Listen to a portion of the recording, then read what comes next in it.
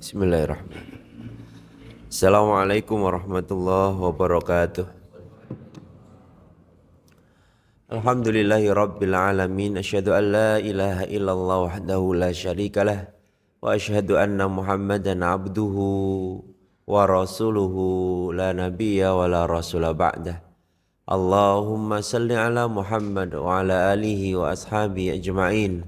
La hawla wa la quwwata illa billahil aliyyil azim. Ya ayyuhalladzina amanu taqullaha wal tanzur nafsum ma qaddamat lighad. Wattaqullaha innallaha khabirum bima ta'malun.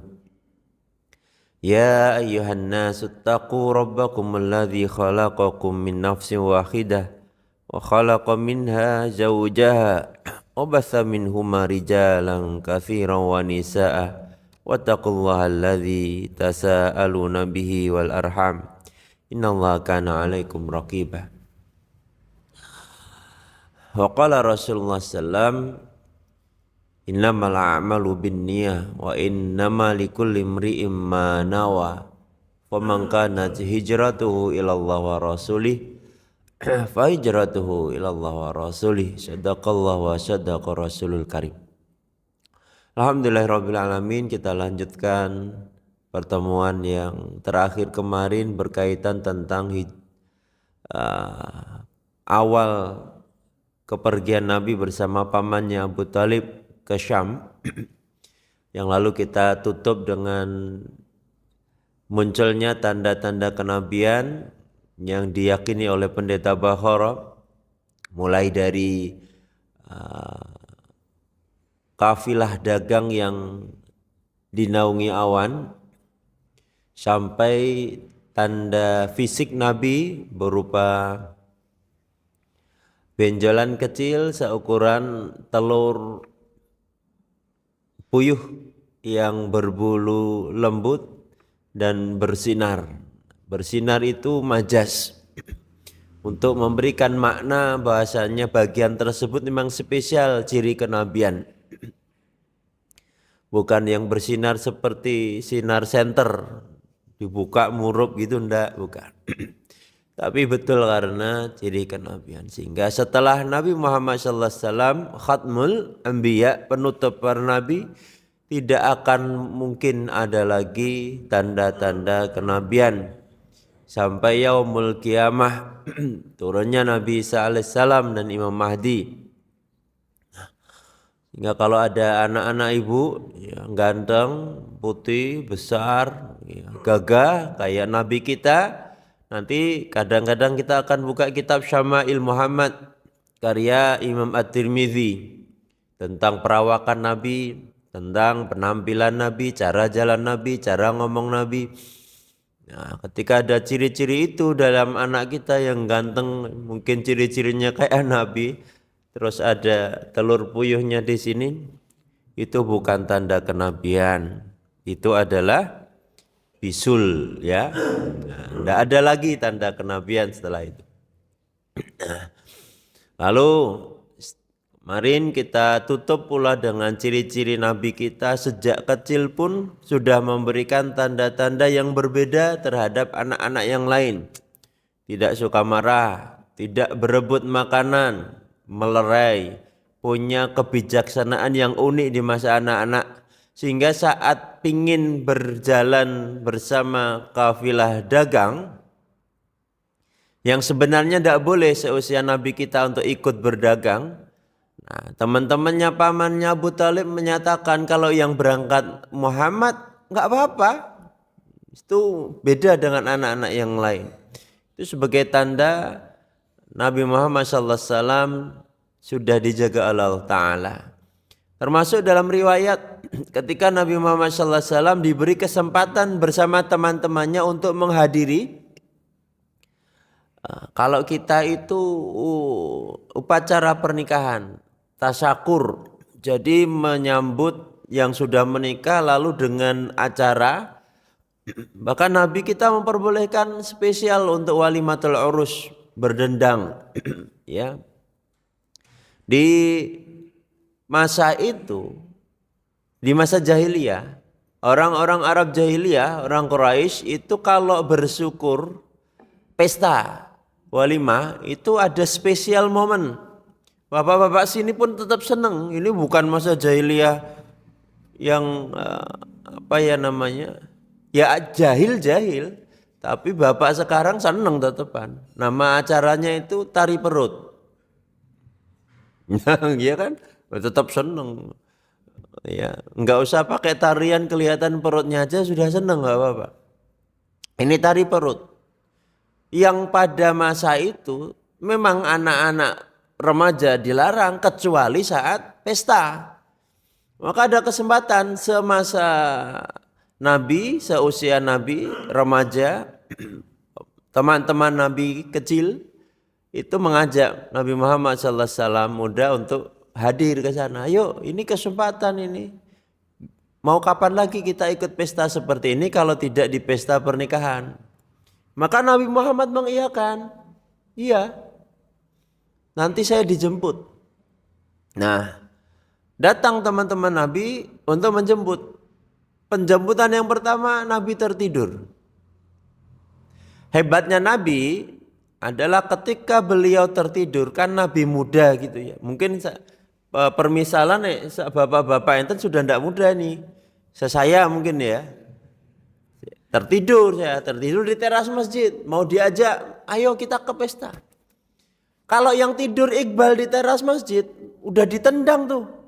Piye toh memang kata malah turu gitu. Dibangunkan, ayo cepat salat telat, begitu. Analoginya begitu. Tapi ketika yang tidur Nabi, tidak ada yang berani bangunin, Pak, Bu. Duh, piye iki? Muhammad tidur nih. Nggak ada yang berani bangunin, coba bayangkan. Spesial komandannya teman-teman tuh. Jadi sejak mudanya pun punya wibawa gitu. Nggak berani, ya wes lah kapan-kapan saja. Oke, Nabi terbangun cancel. Berikutnya begitu pula cancel. Sampai disiapkan matang-matang tapi Allah berkehendak lain. Setiap mau berangkat dicapekkan, ditidurkan Nabi kita. Sehingga setelah 3 kali berturut-turut Nabi muda kita mengatakan pada diri beliau, berarti ada yang salah dengan acara ini. Maka setelah itu dia tidak ingin ikut hadir di pesta yang ada tarian perutnya. Ini contoh dijaganya Nabi Muhammad SAW. Masuk akal. Kita bisa memahami, bukan terus Nabi dicegati sama malaikat stop. Dalam tampak lain, riwayat lain yang membuat cerita itu cerita tahayul, itu tidak. Betul-betul karena Allah beri penjagaan kepada Nabi kita. Itu contoh lagi.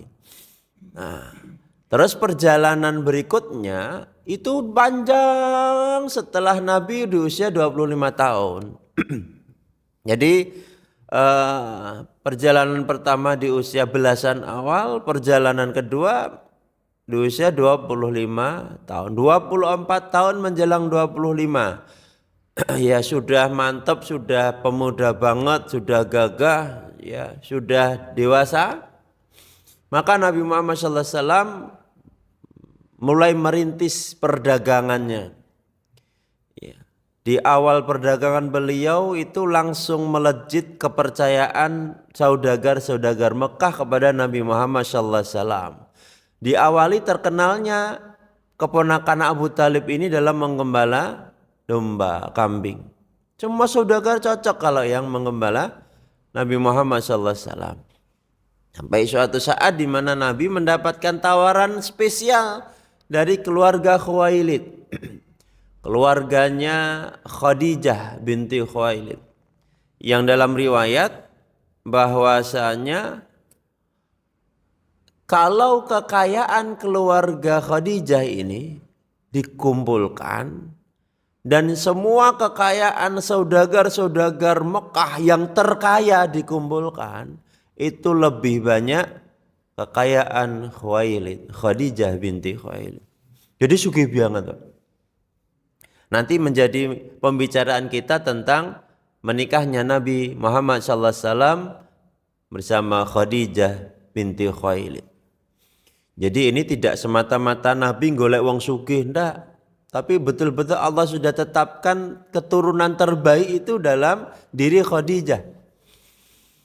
Masya Allah, dari segala macam aspek. Tapi nanti ada beberapa aspek yang tidak akan kami sampaikan. Karena tidak pantas dalam kajian ilmi di dalam masjid. Ya, contoh tentang kecantikan Khadijah. Ya ini saya sampaikan tapi nukilan Pak. Lah sudah langsung tak bangun gitu kan berarti penasaran. Nukilannya tentang kecantikan Khadijah. Tidak ada yang menyangkal tentang kecantikan Khadijah. Khadijah di usia di atas 40 tahun dengan kekayaan yang ada. Bapak Ibu bisa bayangkan sekarang ketika ada wanita di Songgolangit usianya 40-an tahun. Tapi sugih banget. Metu omah we numpak Pajero, Fortuner, blas surah kena srengenge. Sekali keluar rumah ajudannya sudah pakai payung. Dis. Monggo Bu dibukakan. Wah tangannya lemes tenan enggak pernah buka-buka pintu. Nyapu aja punya asisten banyak. Nyetrika sudah ada yang ambil. Nyuci tinggal pencet. Aduh wes terawat. Tiap pagi olahraga. Tiap siang pedicure manicure. Tiap sore massage, apa tuh namanya Bu? Dipijeti. Wah. Terus malam sebelum tidur di ini skincare. Wah, tuh yang kaya raya. Terus ada umur 20-an tahun tapi terbatas hidupnya. Ya. Pakai sabun baby. Tapi malah bagus loh Bu ya, sabun obat jerawat tuh sabun bayi. Saya enggak sebut merek loh ya. Terus ya standar. Ketika muncul ke masyarakat acara tirakatan nih yang umur 40-an tahun sama yang 20 tahun. Bapak-bapak sak Songgolangit pasti pilih yang 40 tahun. Itu nalarnya kita di masa kini. Nalarnya saja. Kecantikannya dijaga, terjaga oleh Allah. Belum lagi keturunannya, bahkan dalam keluarga besarnya Khadijah itu ada Warakah bin Naufal. Salah satu rahib yang masih menjaga ketauhidan dari Nasara, dari golongan Nasara yang menunggu datangnya Nabi terakhir. Jadi nanti ada pendeta Bakhara, sebagian riwayat mengatakan nanti ada Warakah yang mengatakan itu pamannya Khadijah. Ada yang mengatakan sepupunya Khadijah, wallahu a'lam bishawab. Tapi yang penting keluarganya keluarga yang taat. Gitu. Spesial ini namanya Khadijah binti Khuwailid.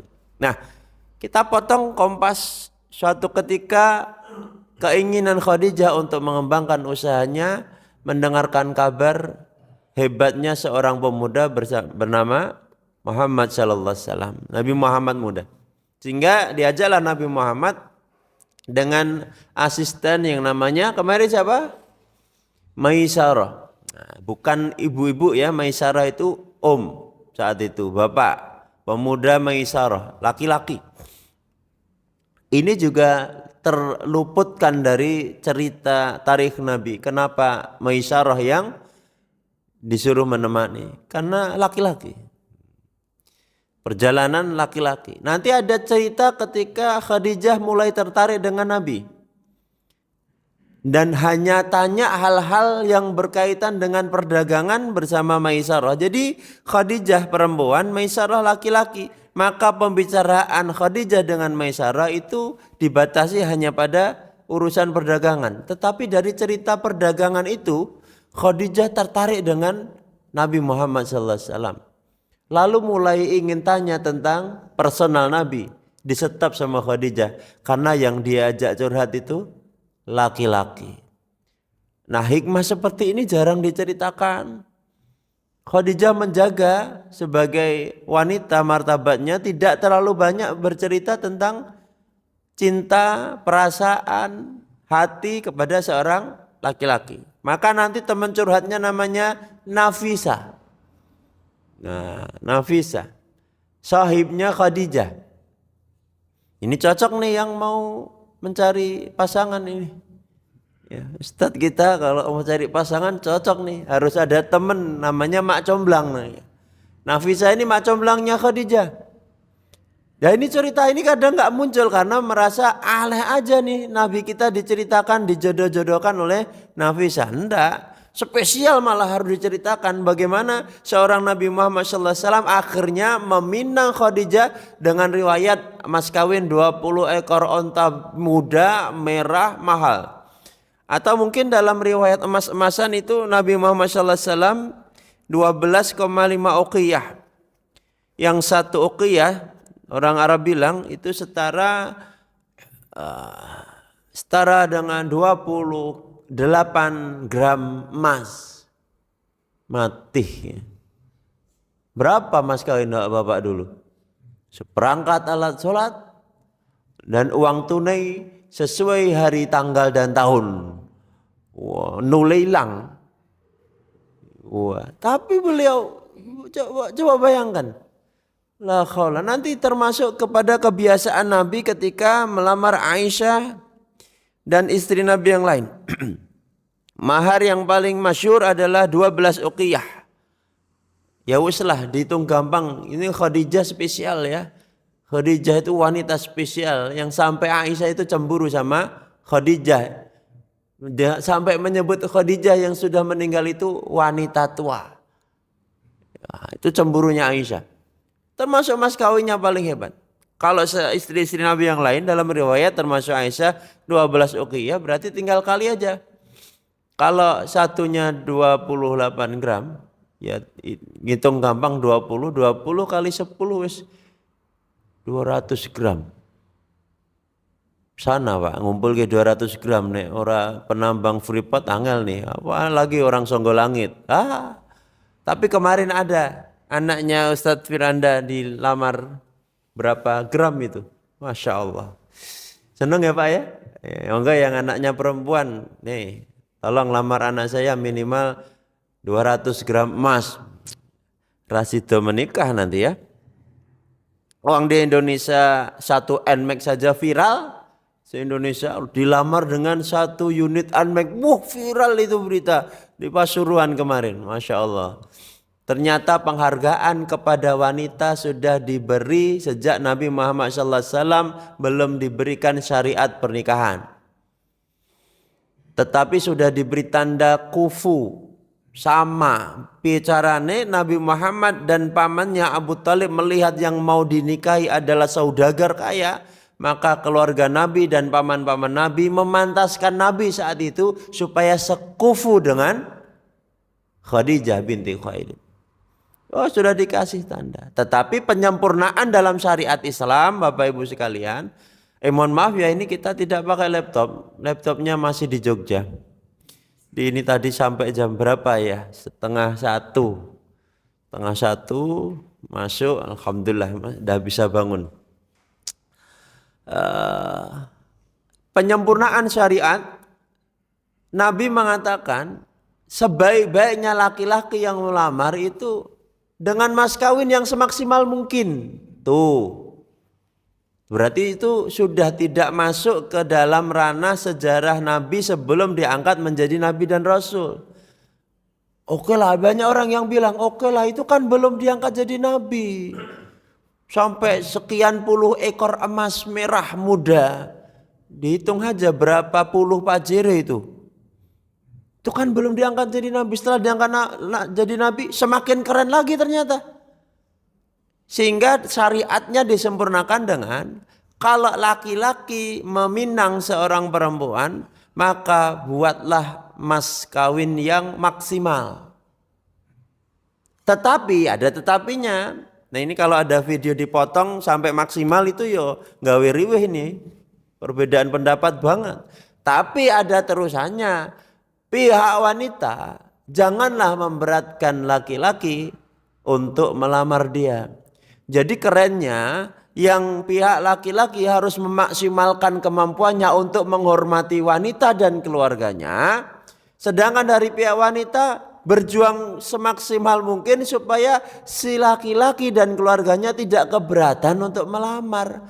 Nah keren banget. Ya. Jadi ojo sekedar nanti yang punya anak laki-laki mampu, kaya, kok cuma emas 0,5 gram, itu kurang keren bagi seorang laki-laki yang mampu. Ya, kalau tidak mampu, setoran aja sesuai namanya Furqan. Hafalin surat Al-Furqan nih. Nah, kayak cerita kemarin tuh, setelah ditanya namanya siapa, namanya Yusuf, mati nih ya. Coba buat lantunkan surah Yusuf. Wah, keringat dingin. Temennya namanya siapa? Al-Fatihah kata dia. Ngapusi lah, ben gampang itu. Jadi Bapak Ibu jamaah subuh rahimani rahimakumullah. Ini kita potong banyak nih kalau sampai ke pernikahan Nabi.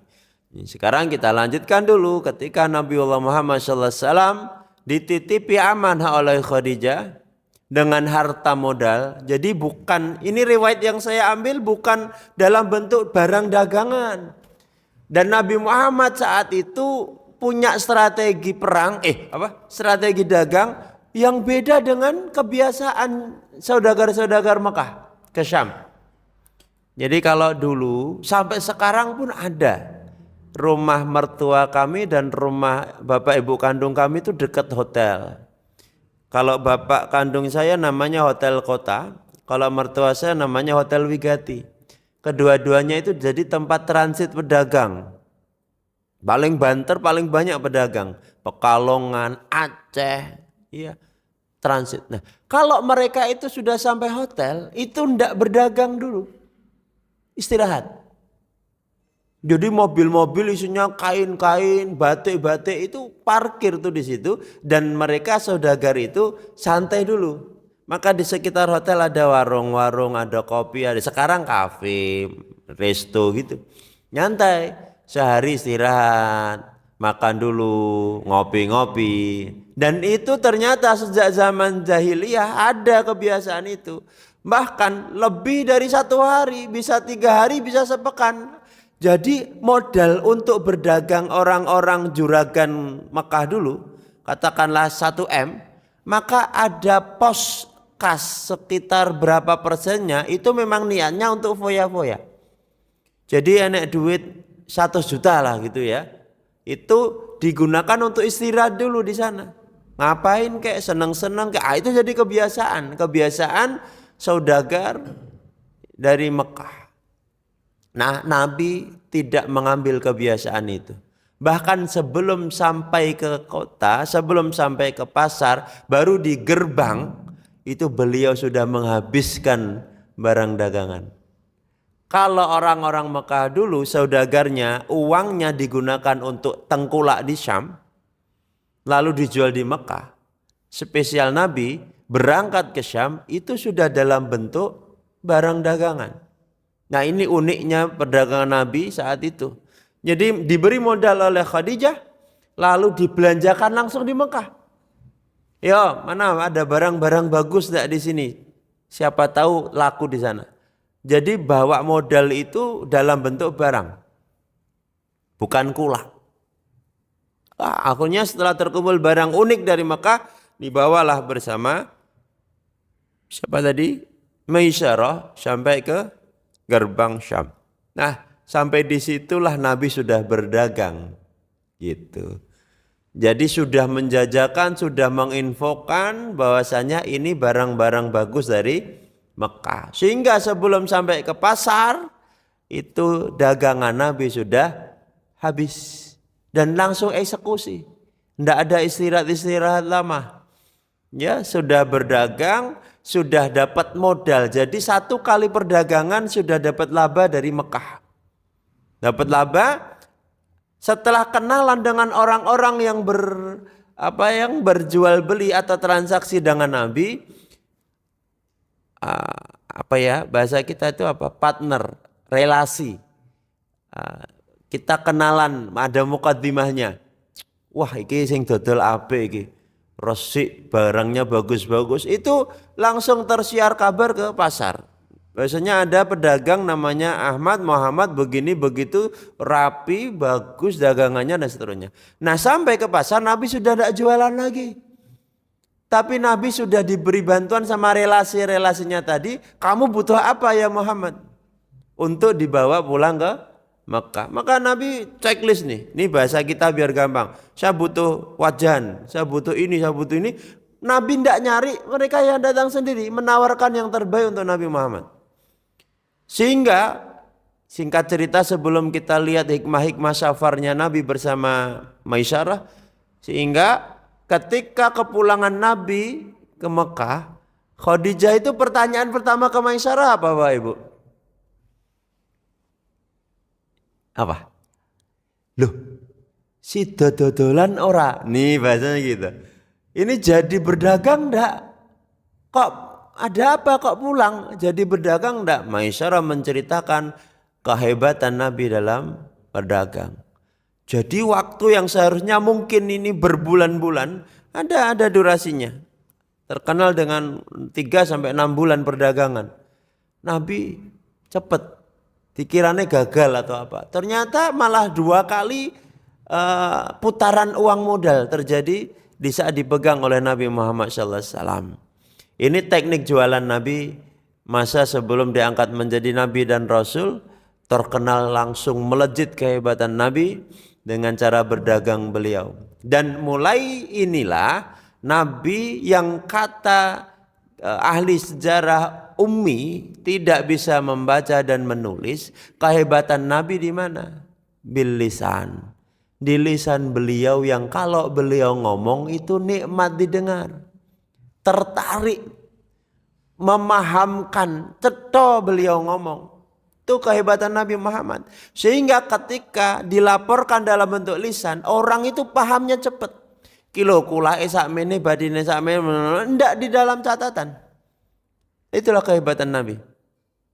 Sehingga piawai dalam menjelaskan sesuatu tidak diulang-ulang dan orang yang mendengarkan langsung paham. Itu. Nah, sekarang poin yang kedua tentang perjalanan Nabi bersama Maisyarah dari sisi kenabian.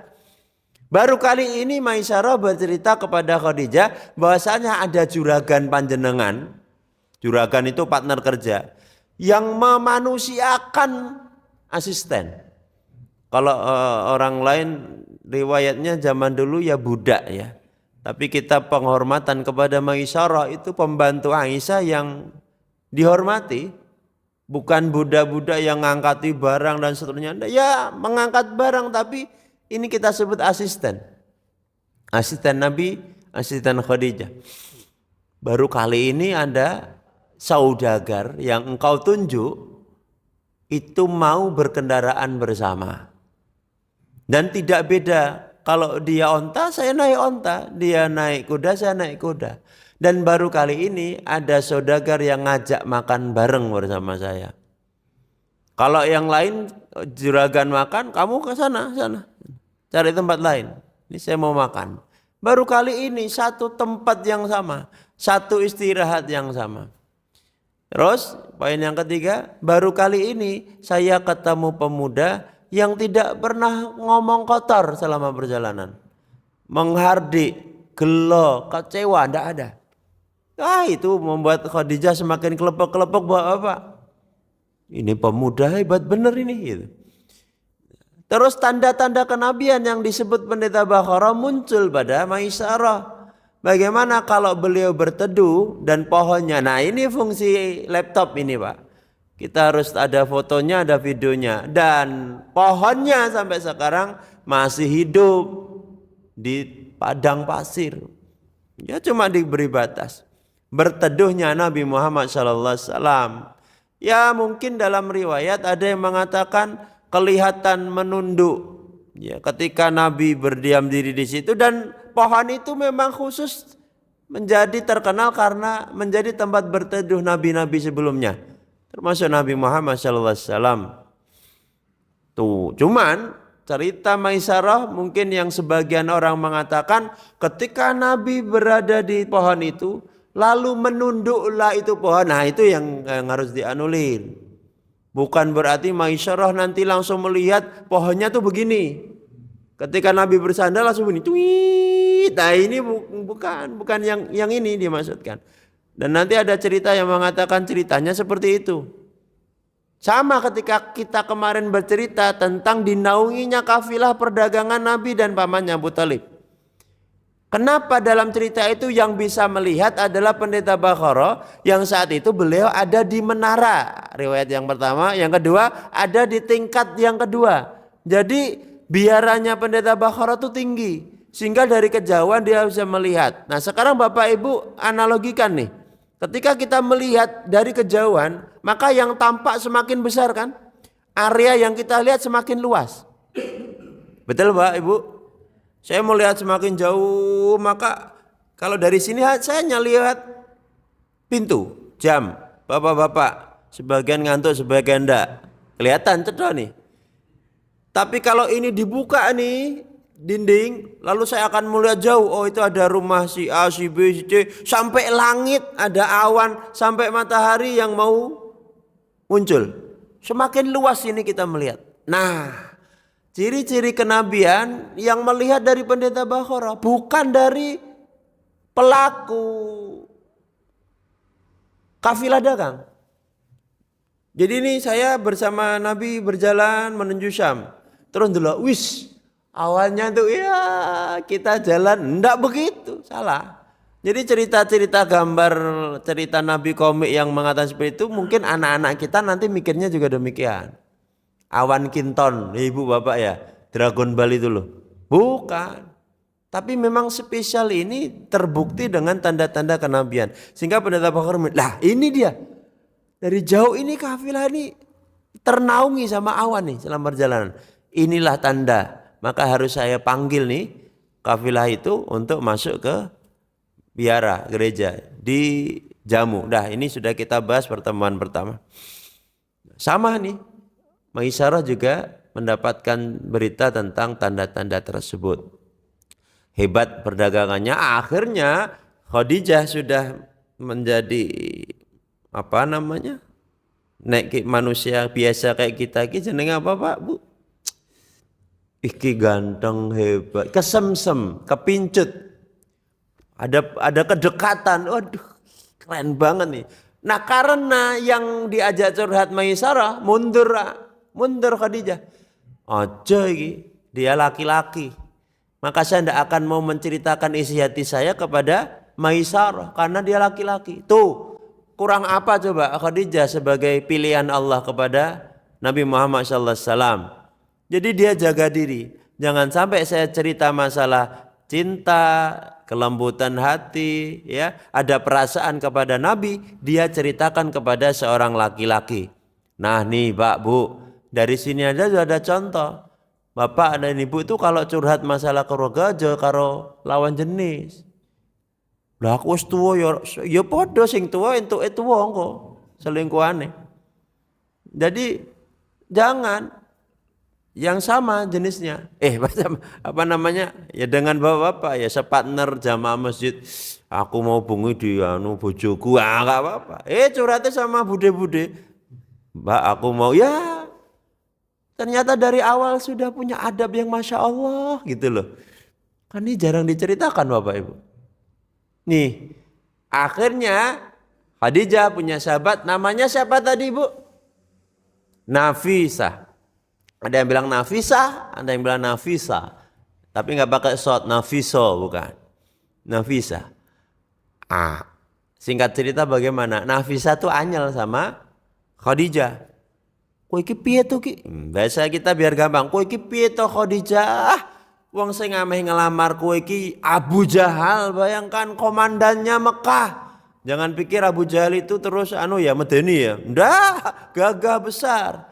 Sugih gitu. Kan terkenal burungnya ketika sudah masa kenabian. Ketika belum memerangi Islam, Abu Jahal kaya, sugih. Engkau tolak. Saudagar yang lain kau tolak. Terus kamu sekarang kepincut sama pemuda yang kamu belum kenal. Enggak kaya lagi seperti mereka. Lah kowe iki piye ya? Itu katanya Nafisah. Engkau sah tak andani. Diceritakanlah cerita Maisarah yang diceritakan Maisarah ke Khadijah, lalu Khadijah menceritakan ke Nafisah. Mohon maaf Bapak Ibu, ini baru ceritanya. Jadi Nafisah tuh belum lihat langsung. Baru diceritakan oleh Khadijah, Nafisah sing dadi kesemsem coba we. Ini baru ceritanya. Apa iya? Heh, enggak mungkin ada pemuda kayak gitu. Maka Nafisah lah akhirnya yang menjadi ujung tombak mak comblangnya Khadijah. Jadi ini tim suksesnya tuh Nafisah.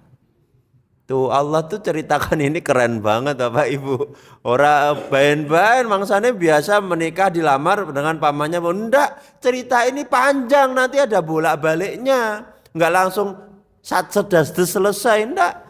Ternyata nih Nafisah akhirnya dolan ke rumahnya Nabi Muhammad, ketemu pamannya, ngobrol tentang begini-begini. Koyong ini loh gitu ya, ada perbandingan. Jadi Nafisah itu jangan sampai Khadijah itu sakit lagi ya dengan pernikahannya atau kecewa karena ini sahabatnya. Maka lah iki ora sugih banget ya apa gelem Khadijah itu. Nah maka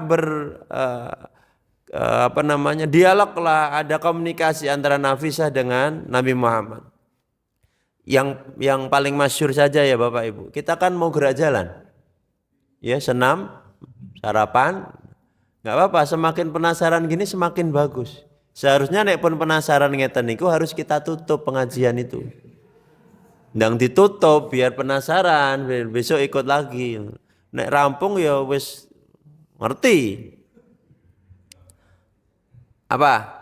Sampai mana tadi Pak? Oh ketemu Nabi lalu bertanya bla bla bla ya singkat, ya Muhammad apakah engkau tidak mau menikah?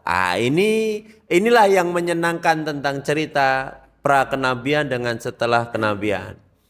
Jadi Nabi masih membawa fitrahnya manusia lelaki. Yang dikatakan Nabi ketika apakah engkau tidak mau menikah? Apakah engkau mau menikah? Apakah engkau? Nah ditanya gitu Nabi menjawab, saya belum siap. Saya masih muda. Saya masih nebeng rumah paman saya. Saya masih meniti karir berdagang. Saya masih awal. Saya masih persiapkan dulu. Jadi podo sebenarnya. Iqbal Dekben ditawar, ya ditanting sama mertua, ayo nikah we. Wah saya belum jadi dokter. Ya saya belum berdagang, belum sukses. Saya belum punya rumah. Ya podo. Nah kalau mertua tahu gitu, ya wes. Ngenteni kowe dadi sik ya, nah gitu. Tapi ini ndak. Karena Nafisah bertanya, ya Muhammad, apakah jika engkau bertemu dengan wanita yang engkau sebutkan memiliki semua yang engkau siapkan, sudah kaya, ya sudah siap, sudah punya rumah dan sebagainya, apakah engkau mau menikah dengannya? Nabi Muhammad jawab, mau. Tapi apa ada wanita seperti itu? Gitu Nabi bilang. Khadijah jawab, Nafisah jawab, ada. Namanya Khadijah. Wah, yang terbelalak ndak Nabi. Paman Nabi pun akan sepupu Nabi. Hah? Wah. Ini bahasa saya ya untuk menganalogikan, wallahu alam dan mohon maaf ini supaya gampang mencernanya. Nek saya menilai dari cerita ini, ketika Nafisah bilang Khadijah, gitu. Engkau mau dengan Khadijah? Iku pamane ngene. Ayo gas. Iki Khadijah nih, gitu loh. Ayo, serasa mikir-mikir. Oh ini Khadijah, kurang apa Khadijah gitu loh. Wes gas wae, wes nggak usah mikir-mikir. Jadi kalau bahasanya paman-pamannya malah sing pingin ngelamar. Tapi ini Nabi jawabnya, apa iya Khadijah mau menikah dengan saya gitu. Oh masya Allah, ini belum diangkat jadi Nabi tua, wes enak banget ya Allah. Keren banget Nabi kita tuh. Nafisah dengan ulungnya jadi mak comblang. Yang penting kalau Khadijah mau, engkau mau ya Muhammad. Lah kalau Khadijah mau, saya mau gitu. Jadi bahasanya itu bukan yang Nabi menggebu-gebu, mau, saya mau, enggak. Bijak banget tuh Nabi kita. Wah ini Nafisah ya bingung ya, orang kok sehebat itu ya. Akhirnya Nafisah cari akal. Inti nenek Khadijah mau pasti Nabi mau. Oke lah Khadijah, Nafisah, ini nanti ada perjalanan ya udah kita cut lah perjalanan itu, pokoknya ketemu Khadijah. Saat ketemu Khadijah, aman Khadijah, nah bahasa kita gitu ya, aman apa? Muhammad kan? Aman Muhammad. Apa iya Muhammad mau menikahi saya? Mau, wah ini termasuk penipuan nih bahasanya. Mau, asal Khadijah mau. Walah kalau saya mau dinikahi Muhammad. Nah, dengan dasar itulah maka Nafisah mengatakan kepada Nabi, Khadijah mau engkau nikahi ya Muhammad itu. Padahal satu bilang, nek Khadijah mau, saya mau. Nek Muhammad mau, saya mau. Anda sini di tengah-tengah semua nih. Belum mengatakan secara langsung, saya mau dinikahi Muhammad, yang ini saya mau menikahi, enggak.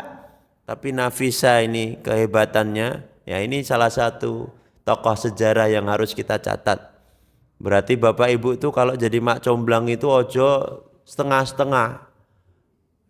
Ada yang wah mesak kereng duwe jodoh, terus yang ini wah iki urung duwe, lagi ditawar ke piye? Aku bilang, ya wes, ini kesalahan. Mak comblang tuh ndak boleh kayak gitu. Harus semangat. 79. Tenanan. Jadi kalau yang mau kita jodohkan kok lemah letih lesu, kita yang semangat. Ayo disupport, ayo menikah itu begini-begini, ayo insya Allah cocok. Nah itu Nafisah banget.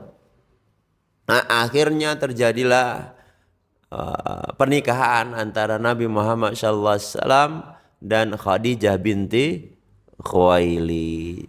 Jadi ceritanya begitu Bapak Ibu. Nikmat ya. Alhamdulillah direkam. Moga-moga nanti jadi konten YouTube. Nah, kita sebarkan nih ke semua. Enggak sesimpel yang kita bayangkan asal menikah. Enggak, ternyata ada cerita manusia, fitrahnya Nabi Muhammad SAW sebagai manusia, tetapi yang tetap dijaga oleh Allah. Sejak kecil sudah dibersihkan dari dosa-dosa.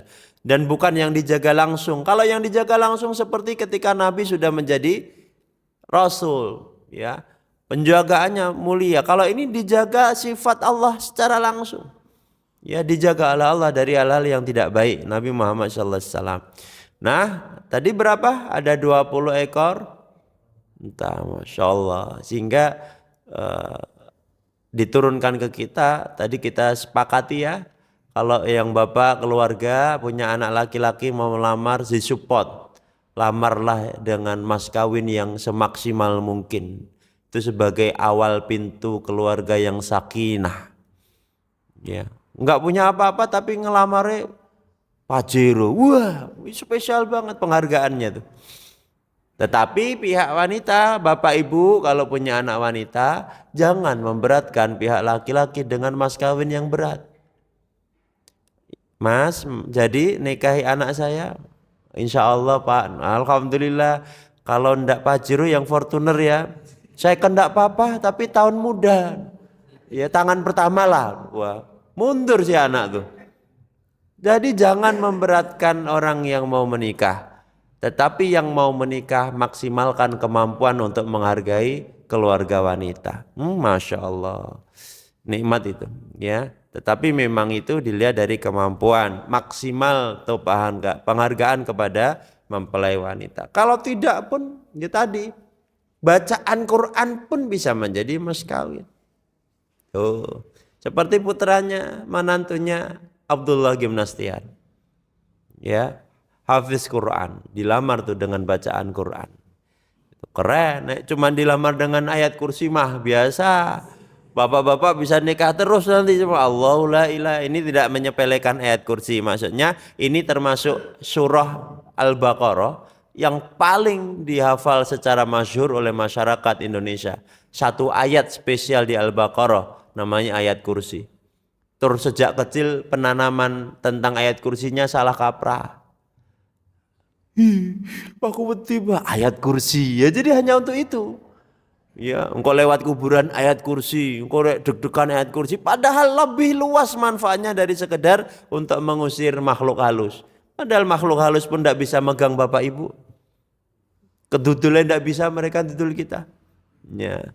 Jadi Masya Allah, Tabarakar Rahman. Mungkin Ahad pagi ini barokah untuk kita semua.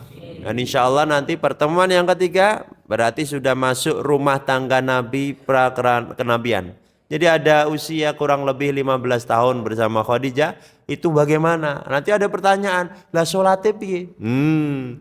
Itu keluarga apa? Katanya millata Ibrahim atau yang Nasara atau Warokoh itu bagaimana? Nah, kita bahas pertemuan ketiga sebelum nanti puncaknya penutup untuk mukaddimah pra kenabian saat Nabi berada di Gua Hira. Nah, nanti insya Allah ini ada video langsung dari rekaman HP kami. Jadi nanti ada Gua Hira kita naiknya malam. Malam ada foto-foto spot-spot tertentu, lalu ada video di depan gua, lalu kita nonton di padang pasir di sebelah utara apa selatan. Nanti yang sebelah sana padang pasir, yang sebelah Mekah itu lampu banyak banget. Nah, kita melihatnya yang padang pasir ketika Nabi beruzlah.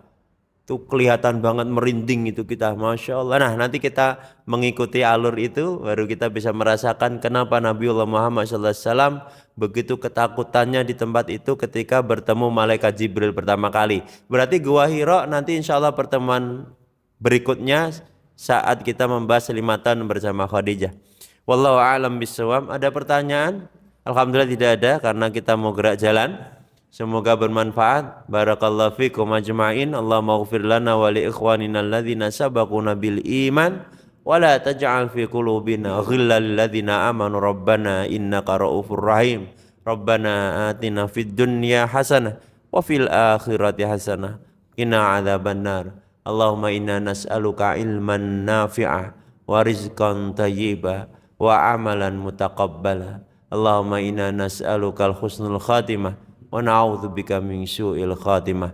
Allahumma inna nas'aluka ridhaka wal jannah wa na'udzubika min sakhatika wan nar. Subhana rabbika rabbil izzati amma yasifun wa salamun alal mursalin walhamdulillahi rabbil alamin. Wallahu a'lam bissawab. Allahumma arhamna bil Qur'an. Wassalamualaikum warahmatullahi wabarakatuh.